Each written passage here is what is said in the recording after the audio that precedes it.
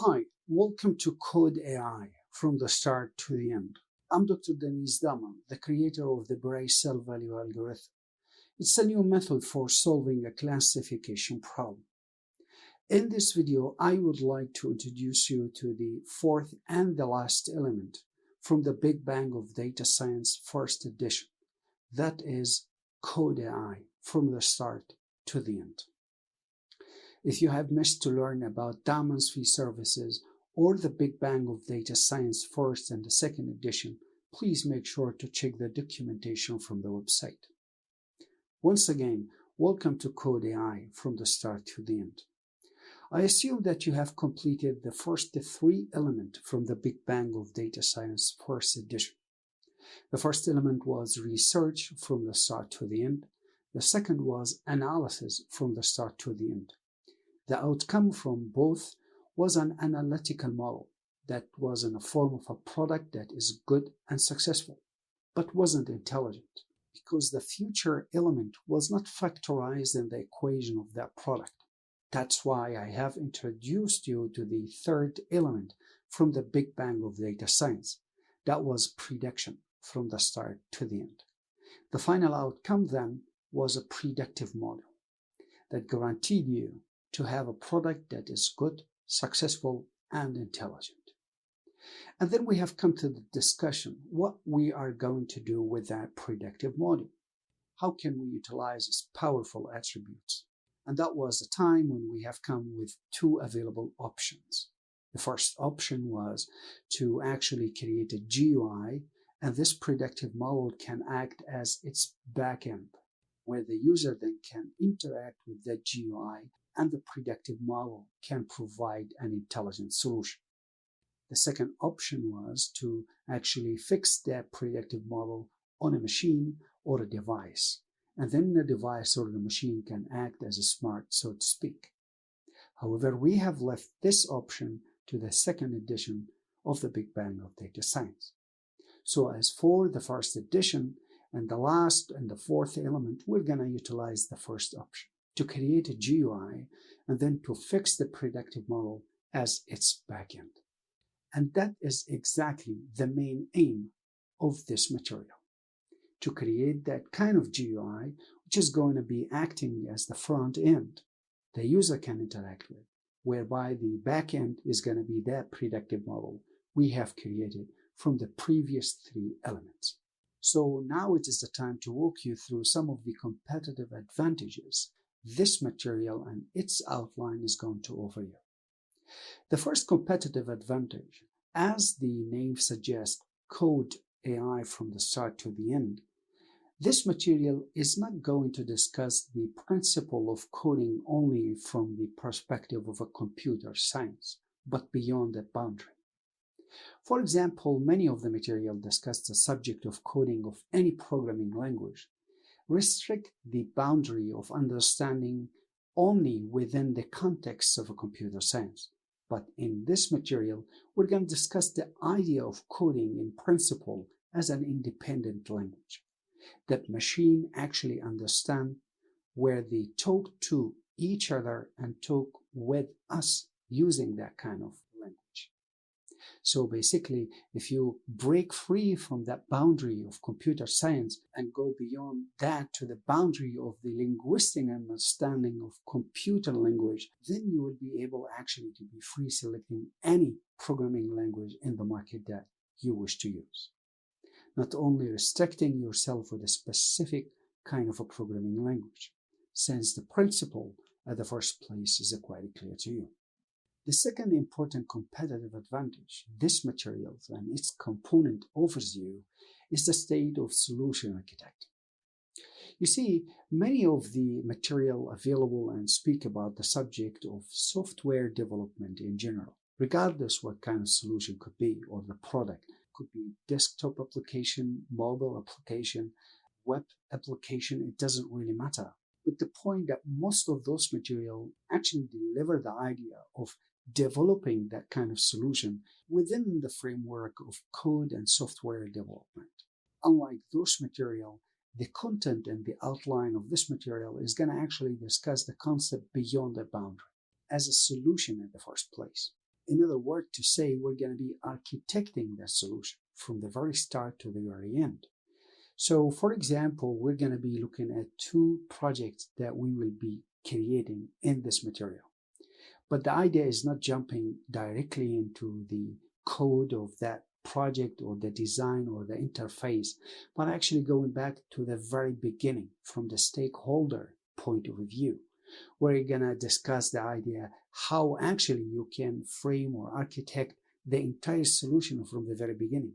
For example, to ask the right question to the stakeholder. For example, to set up the environment, which language you are going to use, what kind of a framework, what is the budget, what is the final outcome would look like, etc., etc., etc. So at the end, you will be able to have and gain the title as a solution architect rather than just only software developer. The third important competitive advantage of this material is being in the state of independency. Let me give you an example. In the second project that we're going to create in this material, on purpose, I have created a specific demand or problem. We're going to be actually designing a software application to handle or work on a specific domain that is finance, where we're going to deal with a stock market change. We're going to look at the price and predict something for the future. Now, when I speak about price change, I implicate the idea of real-time data. So whenever I have real-time data, that means the dealing or the concept of dealing with the data will be completely different from dealing on a premises data or offline data, technically speaking. In this case, we have a price which is going to change in a span of time, in a second or a minute, somewhere on a server that exists in another network. And then we have our own software which is installed in a certain environment that we create as a solution by fetching the price, maybe do some operation on it, including some different kind of data as well, and then pass the price or the data that we fetched to our predictive model, do some operation on it, and graph whatsoever to the user as an intelligent solution. But the question is how we're going to do that. Well, one of the available options to deal directly with the price or the data that is available on our network. But that isn't a good solution, as most likely you're going to discover from technical aspect. That's why we need sort of a framework to work as the middleman. We're going to take or fetch that price or whatsoever data that is changing in real time, fix it on that middle framework, and then our software or solution is going to reach out to the middleman, directly take the price and do whatever you want with it. That's where available frameworks such as Kafka, for example, offer that kind of solution, where the idea, the price is changing, become the producer, and our software become the consumer.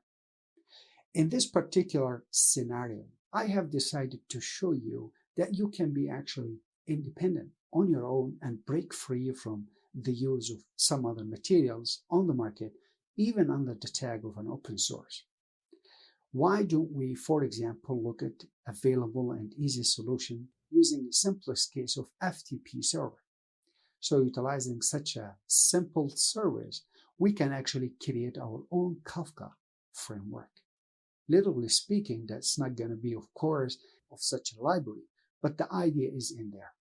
So in this example, I show you exactly how to install that kind of FTP server and create or mimic some of the features and the application Kafka can actually offer you.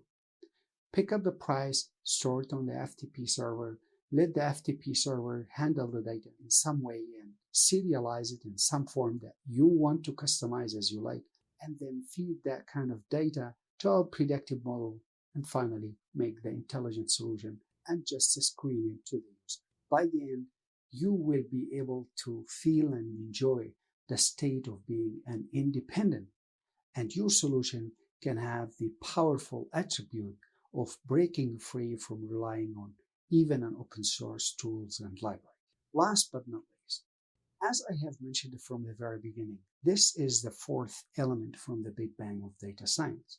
So you will see that the strategy or the delivery that I conducted throughout the course training, it goes beyond just only a training program. but actually as a simulative, real framework that two colleagues are working together to outcome that kind of solution, and that give you a strong hold of actual simulation of a real life problem, where in the work environment you have multiple options and choices to make, and how you can put all the pieces together and work with a team or individual to outcome a product that is good, successful, and intelligent. By the end, I would like to thank you one more time for taking the time to participate in this program. And I look forward to hear from you that the material of the Big Bang of Data Science have contributed to your endeavor. Please, shall you have any further questions or any information you would like to learn about further, do not hesitate to let me know. I will make sure to get back to you. And I also look forward that you keep in touch and tune on the second edition from the Big Bang of Data Science. Until then, stay well. Cheers.